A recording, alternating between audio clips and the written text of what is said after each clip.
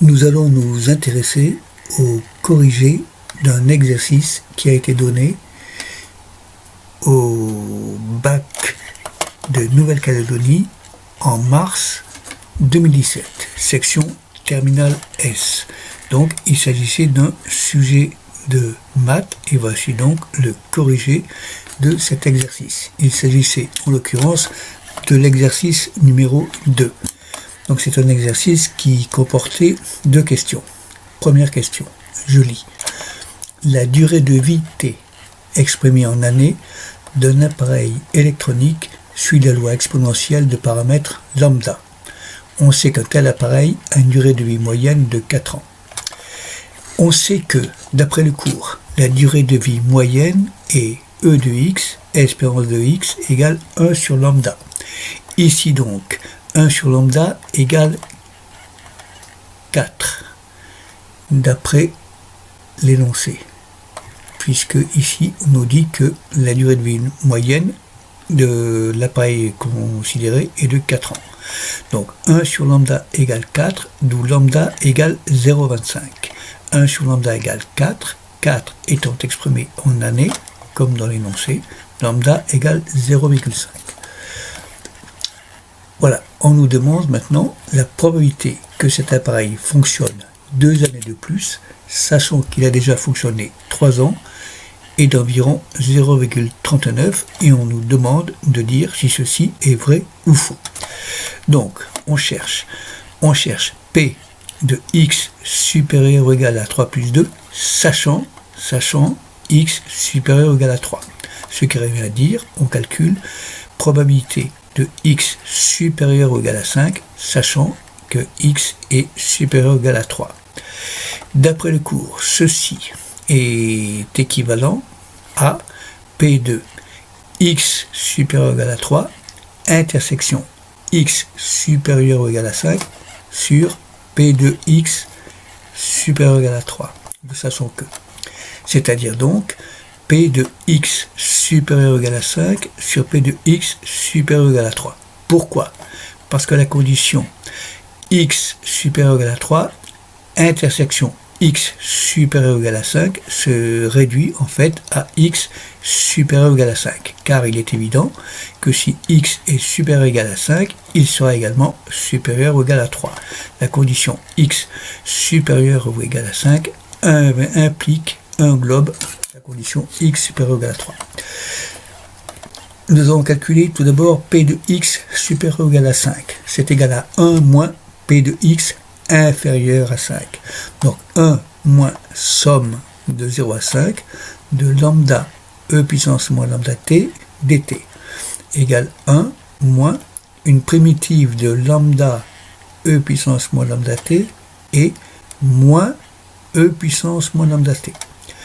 Donc moins e puissance moins lambda t pris entre 0 et 5, ce qui fait donc tout ceci se simplifie et se résout à e puissance moins 5 lambda. De la même façon, P de x supérieur ou égal à 3 est égal à e puissance moins 3 lambda. Donc la probabilité cherchée, P de x supérieur ou égal à 5, sachant x supérieur ou égal à 3, égale e puissance moins 5 lambda sur e puissance moins 3 lambda, égale donc e puissance moins 2 lambda. Donc la probabilité cherchée est égale à e puissance moins 2 lambda, avec lambda égale 4, donc cela fait e puissance moins 0,5. La calculatrice va nous donner le résultat suivant, 0,607. Donc l'affirmation énoncée ci-dessus, dans l'énoncé, donc, est fausse. Un simple petit détail, dans le corrigé, on a appelé donc la variable aléatoire x, alors qu'il aurait fallu l'appeler t. Bon, c'est un détail. Deuxième exercice. Le plan complexe est muni d'un repère orthonormé. L'équation x3 moins 3z2 plus 3z égale 0. Nous allons donc résoudre cette équation. On met z en facteur. Z3 moins 3z2 plus 3z égale 0 donne z facteur de z2 moins 3z plus 3 égale 0. Ce qui se décompose en z égale 0, plutôt z0 égale 0, première solution, z0 égale 0. Ensuite, il faut résoudre l'équation z2 moins 3z plus 3 égale 0. Nous calculons delta. Delta égale donc B2 moins 4AC égale donc 9 moins 4 fois 3, 9 moins 12, delta égale moins 3, valeur négative. Donc nous avons deux solutions pour cette équation-là du second degré. ZA égale 3 plus I racine de 3 sur 2, ZB égale 3 moins I racine de 3 sur 2. Nous en concluons que ces deux nombres sont conjugués, donc forcément ils ont le même module. Donc ce qu'on peut vérifier d'ailleurs en le calculant, module de ZA au carré égale 3 demi au carré plus racine de 3 sur 2 au carré. Ce qui fait donc 9 quarts plus 3 quarts égale 12 quarts. Donc OA égale OB égale 12 quarts, ça fait 3. OA égale OB égale racine de 3. Donc ZA et ZB ont même module, ce qui signifie que OA égale OB égale racine de 3. Donc déjà, le triangle OAB sera isocèle. La question était les trois points A, B, C forment un triangle équilatéral. Donc nous avons déjà obtenu les résultats suivants. OA égale OB, donc le triangle est au moins isocèle. Ensuite,